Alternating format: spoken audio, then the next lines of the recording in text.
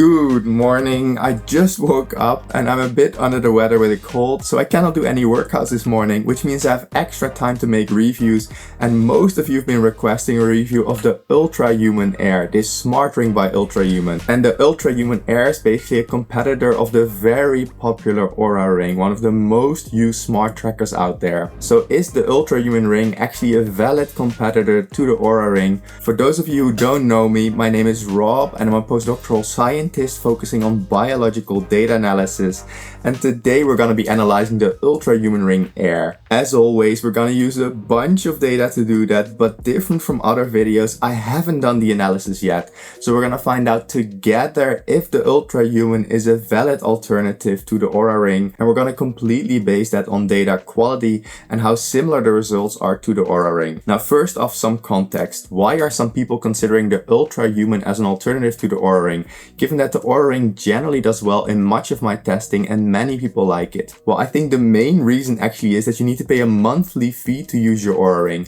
So first off, you pay a certain amount upfront for the device, probably around $300, and then every month, I think at the moment you need to pay about $7 to keep using the device.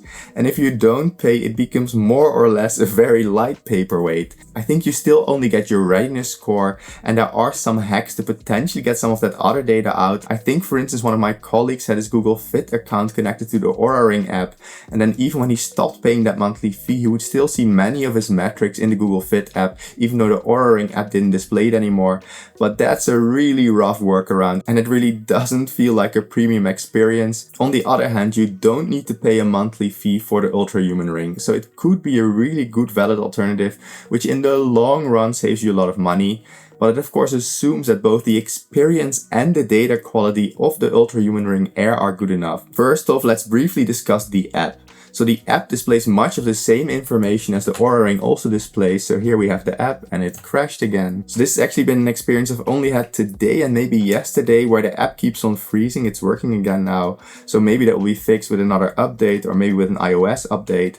But here you can actually see the app. So it has basic metrics, and I think the most important things are there, like resting heart rate variability, a sleep score. But the question is, of course, are these as good as for the Oura Ring? And that we'll find out in a second. The experience of using the app for me is okay. I slightly prefer the more understated and slightly easier to view Oura Ring. So for the Oura Ring, I slightly like the overview a bit better. So you have your basic metrics on top right here. And then if you want to, you can dig a bit deeper in some of the other metrics. So in terms of usability and overview of the data, I slightly prefer the Oura Ring app, but the Ultrahuman app isn't bad either. So it would be good enough for me if the data quality is good enough. Next, let's briefly discuss the actual physical ring, how it compares to the Oura Ring, and also my experience in using it. So in terms of size and looks, it's actually very similar to the Oura Ring. So I have the Oura Ring right here and the Ultrahuman Air Ring right here, and they look generally very similar. The thickness is also very similar. So in terms of wearing it, the comfort and everything is basically the same. So that doesn't make a huge difference for me. One thing I have noticed is that battery life does seem to be a bit shorter on the Ultrahuman Ring than on my Oura Ring. And I've had a little bit of problems with the durability of some Ultrahuman rings. So I had a different coating before, so the more matte version, and that matte version actually would slowly rub off a little bit, and it really didn't look that good after using it for a while anymore. But once I got the shiny version, this one holds up a lot better. So if you're gonna get the Ultrahuman Air, I'd recommend that more shiny version and not the matte version. Also in terms of battery durability, I had 1 or 2 rings that had some issues at some point. They were replaced, but that's also something to keep in mind. I never really had issues with my Oura Ring battery. I think once I had my Oura Ring 3 replaced, but I've had the Oura Ring 2, 3 and 4 now for many years. So in terms of quality of production, my very limited sample size of NS1 has shown a bit more issues with the Ultrahuman Ring, but I'd be interested to know if any of you have any experience with that. Let us know in the comments below, because I cannot comment on that too much with my very limited NS1 experience. What I do have plenty of is data collected with the Ultrahuman Ring, and also reference data with other devices, so we can make a nice comparison of how the Ultrahuman Ring compares to some of the silver and gold standards out there. So let's take a look at that. We'll head over to my computer, do all the analyses, and see if the Ultrahuman Ring Air is a valid alternative to the Oura Ring, and for whom I'd recommend the Ultrahuman Ring over the Oura Ring. But first, as always, always, it's still early in the morning, so I need my coffee, so let's make that espresso.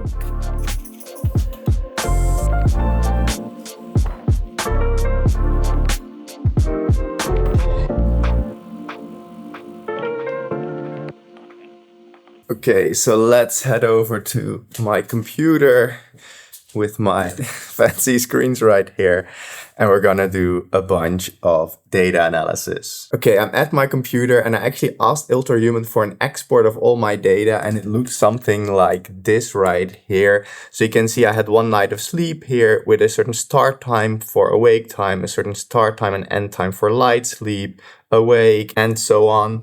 So now I have to process this data and somehow get it into the common format that I use for all my analysis. And it's probably gonna take me some time, so let's move to future up. Okay, so it's about an hour and a half later. These things always take more time than you think. The analysis is running now. This usually takes some time since I want to take all data from 2025 to do the analysis. So we have quite a few nights of data. So while that's running, let's take a look at what other data is in this file that we can actually use to check the data quality of the Ultrahuman Ring Air. So let's have a look. So I'm going to try to keep this brief, but the things I would hope to find in this data export is, first of all, heart rate during the night, also heart rate variability during the night, then heart rate during exercise, because I also tried that for a while, and then maybe even breathing rate. So let's take a look if we can find that here. So here we have the date of 2024. So in case you're curious, we have these numbers right here, and these are actually timestamps. So actually date and time, and we can convert that into something we can actually understand using this website. This was during the night, actually. So these measurements right here are likely nighttime measurements. So this is one type of data we would like to extract. Then let's see if we can find heart rate variability. So the heart rate variability indeed should also be in here. Probably this is also during the night. Let's have a quick look. And indeed, this is also nighttime measurement. We're actually looking at January 1st, which is not the best night to look at these things for. So let's see if we can find another date. This is interesting. We also have temperature right here. I didn't think about this, but this is also something we can include. So let's make a list of things we want to look at. So we have heart rate, which was there, HRV, which was there, temperature, which was there. But let's see if we can find out for sure that heart rate variability was during the night. So let's check this timestamp. All right, this also appears to be nighttime. So heart rate and heart rate variability we can find during nighttime. Temperature will be only during nighttime. Let's see if we can find heart rate during the day. So I actually find it a little bit difficult to explore in this large file, but I did find this heart rate graph right here. Let's see if this is a nighttime measurement. Potentially, but I think this will likely all be nighttime. So I actually find it a bit hard to explore this data just by looking at it. So actually, let's load it into my programming language and see if we can find daytime heart rate. If not, I think I still might have a solution. So this right here is a programming language that I use, but let's actually load that data and have a look at it. Okay, let's first see if we can find the data that we need. So I'm actually gonna pick a random date here and add a quick look at the data already. And I think the data should be in here. So indeed, we have heart rate variability, and temperature, and even respiratory rate. Let's look at temperature, for example. So again, Art doesn't load this very beautifully, but it appears that in item 7, we have the data that we need. So we can load this data now. So we have a matching timestamp and a temperature, which we can compare to some of the data I've gathered over time. So let's save all of this in that overview that we had. Here we have everything. What is still missing is the heart rate during the day or during exercise. And I wanted to look at respiratory rate, which will be a bit difficult to look at, but let's do it regardless. So we have respiratory rate right there. We did see we had that data in here. What does this look like? It's empty. What about for another day? Empty. Okay, so not sure if I can actually export that data for now. Not sure what's going on here. Okay, so I'm gonna have to take a pause for a second because this is gonna be really boring for you. I'm gonna take some time to see if I can find that heart rate data during exercise, and then I'll get back to you. It's about an hour and a half later. That wasn't the best time of my life, but I found a solution. The data actually wasn't in the export that Ultrahuman provided me, or at least I couldn't find it. Maybe it's there, a little bit hidden. But luckily, I had my Ultrahuman Air connected to Apple Health, and Apple Health luckily did have that data in there. I'm gonna put you down for a second. So I now exported the data from Apple Health. I'm running the analysis right now. So then we'll have the heart rate analysis during exercise, which honestly isn't the main purpose of a ring like this, but it's good to know. The sleep stage analysis appears to be working, and I'm gonna run the exact same analysis for the Oura Ring also within the same time period. So we're gonna get a fair comparison between the performance of the Oura Ring and the Ultrahuman Ring Air for sleep stage tracking at night. And as always, we'll use the ZMax EEG headband as a reference, which can actually measure my brain waves and was specifically designed for sleep tracking. But before looking at the data, I really need a break. Luckily, yesterday I received my Switch 2, so I'm gonna play a bit of Mario Kart and then we're gonna look at the data. Okay, at least I did a decent job and barely won at Mario Kart. Let's now see if the Ultrahuman Air also did a decent job, and I want to start by looking at the sleep stage tracking performance, and we'll also compare that directly to the Oura Ring. So let's get back to my computer. And here we have the results for the Ultrahuman Ring Air for about 30 nights, a little over 30 nights, with on top the sleep stages as measured by the reference device, so the EEG device that measures brain waves, and on the left the sleep stages as measured by the Ultrahuman Ring Air. And each column here sums to 100%, meaning that if the devices would agree perfectly, all values along the diagonal should be 100%. Now let's first look at deep sleep right here. We see that about 60% of what was deep sleep according to the reference device was also predicted as deep sleep by the Ultrahuman Ring Air, but quite a bit of it was instead predicted as light sleep and REM sleep as well. If we look at light sleep agreement, this isn't great, honestly. Only about 50% of what the reference device said was light sleep was also detected as light sleep by the Ultrahuman Ring Air, and quite a bit of it was instead predicted as being REM sleep instead, and also deep sleep and awake time, at least to some degree. And REM sleep agreement is by far the worst. Only about 28% of what was REM sleep according to the reference device was also REM sleep according to the Ultrahuman Ring Air. And much more of it, almost double that, was predicted as being light sleep instead. So REM sleep appears to be the sleep stage that the Ultrahuman Ring Air struggles with most. Now, as always, we won't focus on awake time because the ZMax tends to detect a lot of short awake moments that aren't really awake moments. So we'll ignore that for now, but just for completeness, about 46% of what the ZMax said was awake time was also predicted as awake time by the Ultrahuman Ring Air. But let's now take a look at the individual nights to see if we can explain why the agreement is not that great. And here we have the first night I wanted to share with you, with on top the sleep stages as detected by the reference device, with along the horizontal axis the clock time and my sleep stages on the vertical axis. And on the bottom we have a similar plot, but now for the Ultrahuman Ring Air. And I marked the REM sleep as detected by the EEG device both on the bottom and on the top with this red shaded color right here. And the REM sleep as detected by the Ultrahuman Ring Air is along this row right here in dark red. And as you can see, there's actually relatively little agreement between the REM sleep as detected by the EEG device and the REM sleep of the Ultrahuman Ring Air. The Ultrahuman Ring Air detects a lot of REM sleep, and especially a lot of REM sleep in between my actual REM sleep segments, so that's not looking that great. Also, this night right here, we see marginal REM sleep agreement. It detects a lot of REM sleep here in the middle, which doesn't really match with my actual REM sleep. And also near the end of the night, I had 2 long REM sleep segments, and these were basically not detected at all by the Ultrahuman Ring Air. But what about deep sleep? Well, let's take a look at the same night. So I had 2 main deep sleep segments here in the beginning of the night according to the reference device. And this somewhat overlaps with the Ultrahuman Ring Air, so it did detect most of that deep sleep, but it also detected a bunch of extra deep sleep. And if you look at that other night's example, we again see 2 main deep sleep segments, and only the first one was really detected by the Ultrahuman Ring Air. So deep sleep does look a little bit better, but it does seem to predict too much deep sleep, and it doesn't detect all of the deep sleep that I have. So it's similar to what we saw in that overview. And let's now compare these results to what we see for the Oura Ring. And right here we have a similar overview to before, but now for the Oura Ring. So on top we have the reference device, and on the left the results for the Oura Ring for about 100 nights of data. So I actually only took data from 2025 for both the Oura Ring and the Ultrahuman Ring Air. I just had some syncing issues at some point with the Ultrahuman Ring, so I have less data for that. But this is based on more than 100 nights of data for the Oura Ring. And And as you can see, this looks a lot better than what we saw for the Ultrahuman Ring Air. First of all, deep sleep agreement is at about 78%, so pretty good. And if there was any confusion, this was mostly with light sleep. Light sleep agreement is very similar at about 79% agreement, with most confusion being with deep sleep. And REM sleep agreement is pretty good at 67%. This is the worst out of all 3 sleep stages, but still pretty good. And if there was any confusion, this was with light sleep. Overall, I would say a pretty solid result for the Oura Ring, not the absolute best, but close to it. And the Ultrahuman Ring definitely isn't close to this. But let's put both these results into perspective of many other devices I've tested in the past. And you can see those results in this overview right here.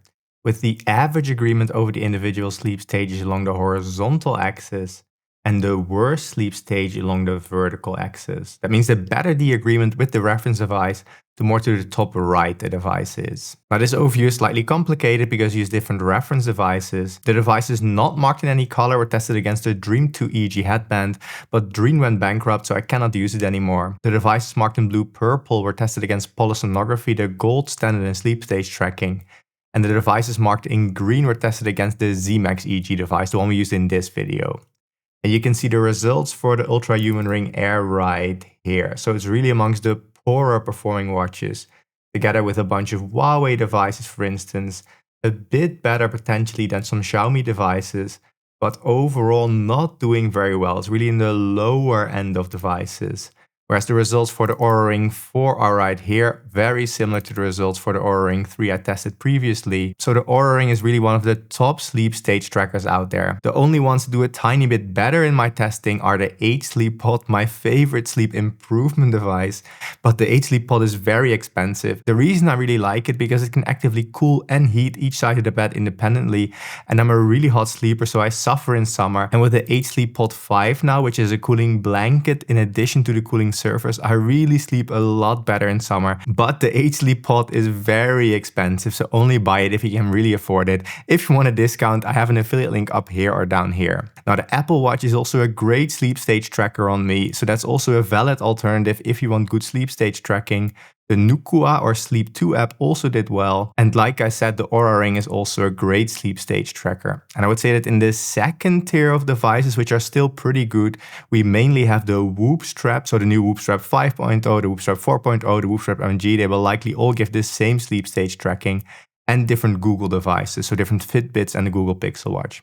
So those are my top 6 devices, I would say. So the H-Sleep Pod, the Oura Ring, the Apple Watch, the Sleep 2 app, the Whoop Strap, and different Fitbit/Google devices. But as I said, the Ultrahuman Air is really doing a lot worse than the Oura Ring. So in that regard, if you care about sleep stage tracking or you're just interested in it, I would definitely recommend the Oura Ring over the Ultrahuman Ring. So why is the Ultrahuman Air doing worse? Well, it's not necessarily because the input data is worse. So maybe the raw heart rate measurements, the raw movement data. It's because they need some kind of algorithm that translates that movement, heart rate variability to sleep stages.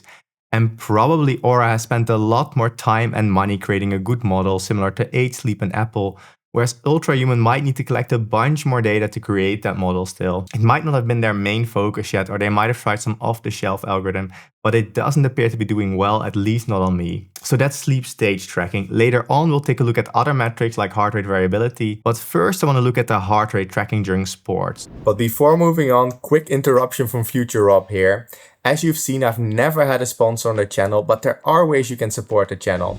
First of all, if you haven't subscribed, liked or commented yet, that would be great. That would really be appreciated. Also, if you're into running, but you don't know how to make the best running schedule and you want a live running coach, my favorite app for that is the Runner app. And I actually have an affiliate link for the Runner app down below, which gives you the best deal possible and supports the channel. Or if you want to track your glucose levels and find out which foods cause big spikes in your glucose levels and after that really cause a dip in your energy levels, I recommend the Levels app, my favorite app for food and glucose tracking. So if you're interested in that, there's also the best affiliate link for that in the description down below. And in addition, I also have channel memberships, which for instance sometimes gives you early access to some of my videos, which is a direct way of every month supporting the channel. Any way of supporting would be appreciated, and the fact that you're watching this video is already pretty amazing. And now back to past Rob, who's gonna look at some more data. So like the Oura Ring, the Ultrahuman Air does allow you to track your heart rate during different activities, and I tested that, and luckily the data was saved in Apple Health. So let's take a look at those results. And here we have the results for one of the easier exercises for a device to track my heart rate, indoor cycling, where along the horizontal axis we have my reference device, which in this case is the Polar H10 ECG chest strap, which can relatively reliably measure my heart rate even during strenuous exercise. And along the vertical axis, we have my heart rate according to the Ultrahuman Air, with each dot representing a single heart rate measurement matched between the reference device along the horizontal axis and the Ultrahuman Air along the vertical axis. And if both devices would agree perfectly with each other, all points should be along the blue line right here. But as you can see, there's quite a few points below the blue line right here, indicating that quite often the Ultrahuman Ring Air detected a way too low heart rate, especially here in the higher heart rate range where the ECG chest strap said I had a heart rate between 140 and 160 BPM. Often the Ultrahuman Ring Air detected a heart rate under 120 BPM, so really a bit too low. But let's take a look at some of the individual rides to see what's going on. And looking at the individual rides, I think things are pretty clear. So this is one example ride with the time along the horizontal axis and my heart rate along the vertical axis, with in blue-green the reference device and the Ultrahuman Air in red. And as you can see, I did several intervals, and in almost all cases the Ultrahuman Air kept detecting a way too low heart rate. Now for this second session it looks a little bit better. It was able to partially pick up on some of these peaks in heart rate, but it still missed most of them. Also for this one right here, a way too low heart rate. The same for this session right here. Looking a tiny bit better, but definitely still not good enough for me. But let's put these results into the perspective of many other devices I've tested in the past. And to do that, we quickly need to take a look at this plot we were looking at before. And specifically, we want to look at this R value up here, which is the correlation. Basically, some metric that shows you the agreement between these two devices, so the reference device and the Ultrahuman Air.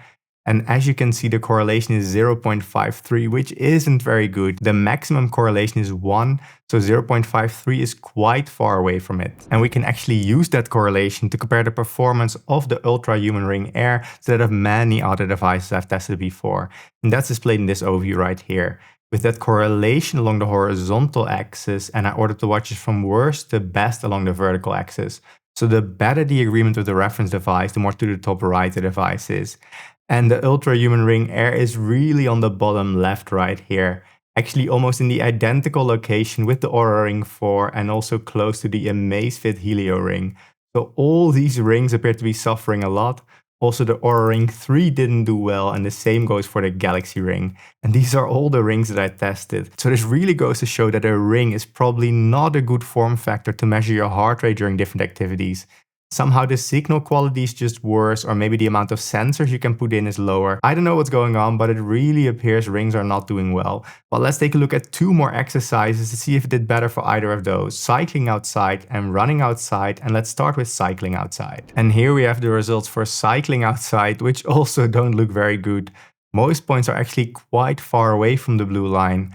And the correlation is still quite low at 0.52, so really not looking very good. I suspect if we look at the individual rides, this will look even worse than for cycling indoors, but let's have a look. And here we have the first example bike ride, where you can see that the Ultrahuman Air seems to be somewhat detecting a too mild heart rate in all cases. And with mild, I mean when the heart rate is relatively high, it tends to detect a lower heart rate. And when the heart rate is low, it tends to detect a somewhat higher heart rate. Though that's not an exact description, that does appear to be what's going on for this bike ride. Also, this bike ride right here somewhat has this pattern, though it isn't as bad as I expected. This one actually looks quite okay for the second half of the ride, though the first half doesn't look very good. This one also isn't terrible, but still not very accurate. And here also we don't have a very good result. So it's not actually as bad as I expected, but still not good enough for me. But again, let's put these results into the context of many other devices. And here we have a similar overview to before, but now for cycling outside. And as you can see, the Ultrahuman Air is really among some of the poorer performing watches again. Let's see where the Oura Ring is. So we have the Oura Ring 3 right here, also not doing very well. We also have the Amazfit Helio Ring not performing very well. And the Oura Ring 4 basically has the same correlation as the Ultrahuman Ring Air. So again, a ring is just not a good form factor for tracking your heart rate. If you want good heart rate tracking during different activities, the Apple Watch does really well no matter what Apple Watch you get. The Pixel Watch 3 is also a really good heart rate tracker, and several Huawei devices are also doing quite well. For instance, the relatively cheap Huawei Watch Fit 2 does a decent job. So for not that much money, you can get decent heart rate tracking on the wrist. But based on this testing, I don't expect you would get it from the Ultrahuman Ring Air. And to close off the heart rate tracking section, let's take a look at an exercise which is sometimes quite easy for different devices to track running outside. And in this overview right here, you can see that the correlation is the best we've seen so far for the Ultrahuman Ring Air.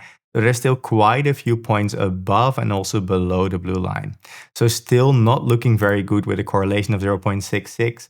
But let's take a look at those individual sessions. And here we have the first run that I did, where again the Ultrahuman Air really struggles. It detects a too high heart rate here in the beginning, then isn't able to pick up on my intervals properly, and only near the end is it somewhat accurate. Now this second run looks okay, though again detecting a too high heart rate in the beginning. Maybe that's some kind of form of cadence lock where it detects your running frequency instead of your heart rate frequency. This run really doesn't look very good. I had a quite steady heart rate during this run, and the Ultrahuman Air is just all over the place. And for this final run, I really don't know what happened. I had a quite steady heart rate, but it really detected a way too high heart rate in the beginning. So also for running, I cannot recommend the Ultrahuman Ring Air. And if you compare it to the competition, it's also not doing very well. So in this overview for running, we again see it's one of the poorer performers out there. Also being close to other rings like the Amazfit Helio Ring, the Oura Ring 3 and the Oura Ring 4 right here. So it basically underlines my conclusion. A ring is just not a good form factor for heart rate tracking during exercise. At least no manufacturer has been able to make it work well. Okay, so that was a lot of data, but one conclusion we can draw so far is that no ring is good at heart rate tracking during exercise. So just don't get a ring if you want to track your heart rate during cycling, running, and so on. And sleep stage tracking wasn't really a strong point of the Ultrahuman Ring Air. The Oura Ring was a lot better. Yes, of course, the benefit is that you don't need to pay a subscription for the Ultrahuman Ring Air. But on the other hand, the Oura Ring does objectively seem to provide better sleep stage tracking data. But maybe it's not the sleep stage tracking you're interested in. Maybe you care about your heart rate during the night, your HRV, or maybe some other metrics. So let's take a look at those things. Now, one problem I have here is I don't have really good reference data for the time period where I used the Ultrahuman Ring Air. But what we saw previously is that the Oura Ring is really good at tracking your heart rate and heart rate variability. So what I'm gonna do, which is imperfect, is compare the heart rate and heart rate variability tracked by the Oura Ring to the metrics of the Ultrahuman Ring Air and see if they overlap. So if they're very similar, we can say with some confidence at least that the Ultrahuman Ring Air is likely a pretty good heart rate and heart rate variability tracker during the night. And maybe I'll also be able to do something with the temperature measurements of the Ultrahuman Ring, but I'm not quite sure yet. But let's start with the two most important things, heart rate and heart rate variability. And again, it is probably gonna cost me an hour, maybe two, to write the code to do that analysis. So give me a sec and then I'll show you the results. Okay, that was a lot more work than I expected, but finally I have the results. And here you can see the comparison of the heart rate at night as measured by the Oura Ring compared to the heart rate at night as measured by the Ultrahuman Ring Air. And as you can see, most of the time they agree quite well. So they're then in a similar range, let's say between 40 and 60 BPM on average. And we do see mostly that the points are close to the blue line. However, the issue is that the Ultrahuman Ring Air sometimes detects a way too high heart rate. So at night, I should never get a heart rate around 130 or 150 BPM. But you can see that sometimes the Ultrahuman Ring Air gives me a way too high heart rate, whilst at the same time the Oura Ring gives me a normal heart rate. So again, this comparison isn't the perfect comparison because ideally I would wear the chest strap during the night and compare the Ultrahuman Ring Air to the chest strap, but I just don't have that data at the moment and I've been wanting to make this video for a long time. And because we know that the Oura Ring 4 is really good at measuring my heart rate at night and pretty good at measuring HRV, this will be a good enough comparison to give us a decent impression if the Ultrahuman Air is doing well enough. And I think in this case, for many nights it likely is, but there are these big extremes, so it's not looking amazing yet. But let's take a look at a few example nights to see how big this problem actually is. So here we have one example night, which I recorded about 3 weeks ago, with in red my heart rate according to the Oura Ring and in blue-green my heart rate according to the Ultrahuman Ring Air. And as you can see, the general patterns are very similar, but the Ultrahuman Ring Air quite often has sort of a peak in heart rate all of a sudden, so much less stable. Maybe the Oura Ring is sort of smoothing the data a bit, but generally the Oura Ring has been quite consistent in its measurements. Here we have another night. Again, the general patterns agree, but there are these peaks in heart rate according to the Ultrahuman Ring Air. For this night, we mostly see the same thing. So the general patterns tend to match. The Ultrahuman Ring Air just has more variation and especially peaks in heart rate. But now I'll try to find a more extreme example. And I actually didn't need to search for long. So for instance, right here, we see in red that my heart rate according to the Oura Ring was quite stable. And in general, the Ultrahuman Ring Air followed along quite okay. But then in this moment, it takes a way too high heart rate. And it seems to be about double the actual heart rate, indicating to me there was likely a software issue or maybe a problem with the sensor where it detected double the actual heart rate, which if the signal is still good enough could probably be fixed. But this to me indicates that likely the Ultrahuman Ring Air was wrong here. But let's look at a few more examples. And here we have another example night where again we see sudden increases in heart rate. So according to the Oura Ring right here, my heart rate was around 48 BPM and the Ultrahuman Ring Air detects again about double the heart rate.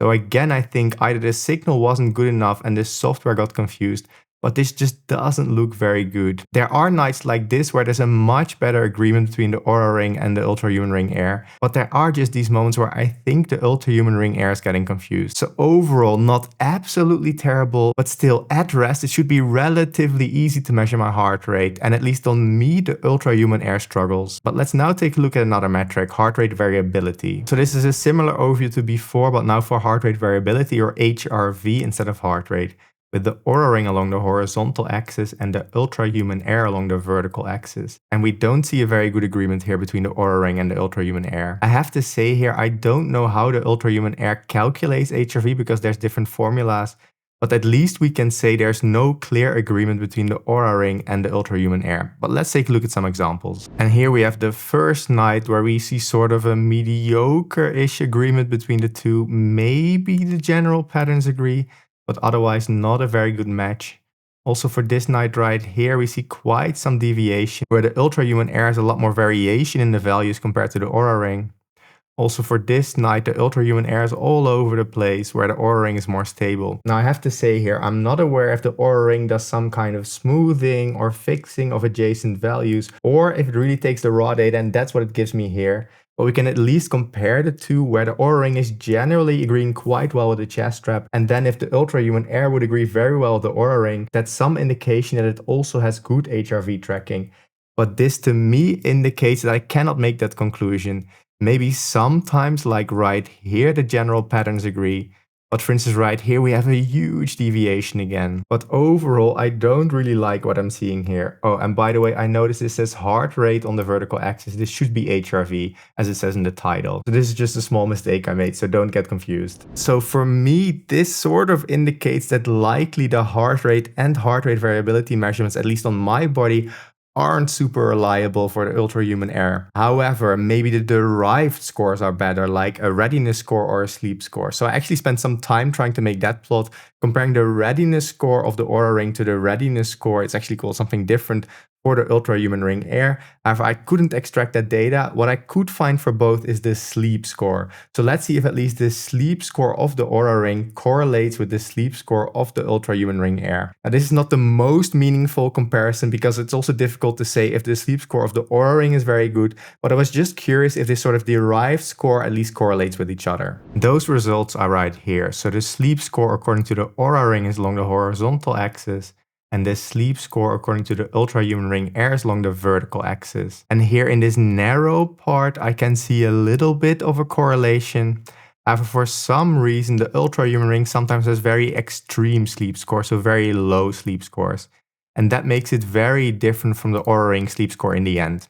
Now again, I cannot really value judge the Oura Ring score versus the Ultrahuman Ring Air score because they're just different scores calculated in different ways. I was still just hoping that you would get very similar results between the two, which would at least indicate that sort of the derived value you could get from both is similar.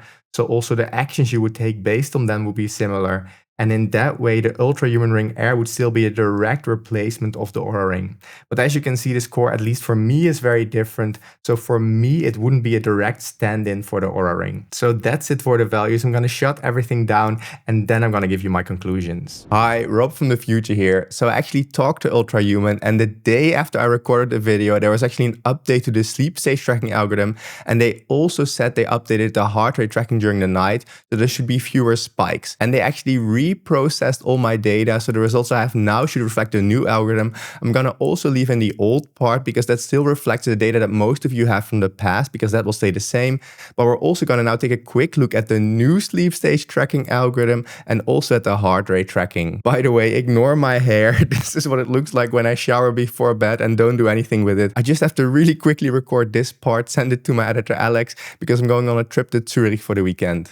And here we have an overview of the sleep stage tracking results. Now they're slightly complicated because there's 3 results, so let me quickly explain what you see here. On top we have some of the results that Ultrahuman provided me with. In the middle is my new results, and on the bottom we have my old results that we saw before. So on top right here, Ultrahuman actually compared their algorithm on the left right here to the Apple Watch, which is not really the reference I want to use, but this is the data that they provided me with. So they seem to have good agreement with the Apple Watch in terms of deep sleep and light sleep. REM sleep is still something that doesn't agree very well with the Apple Watch. Of course, the Apple Watch isn't the perfect reference, but this is what they gave me, and they actually mentioned that REM sleep is something they're still working on. Then in the middle here, these are the interesting results. These are the same nights as before, but now with the new algorithm. And we do see an overall improvement, I would say. First of all, deep sleep agreement is in roughly the same ballpark. It's a little bit lower, but still more or less in the same ballpark as before. I could still imagine this is within the measurement error.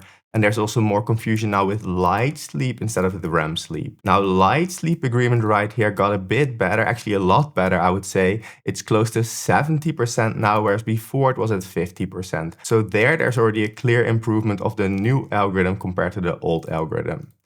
Next, let's take a look at REM sleep. This is still not great, but definitely better. So before, the REM sleep agreement was about 28%, and now it's about 47%.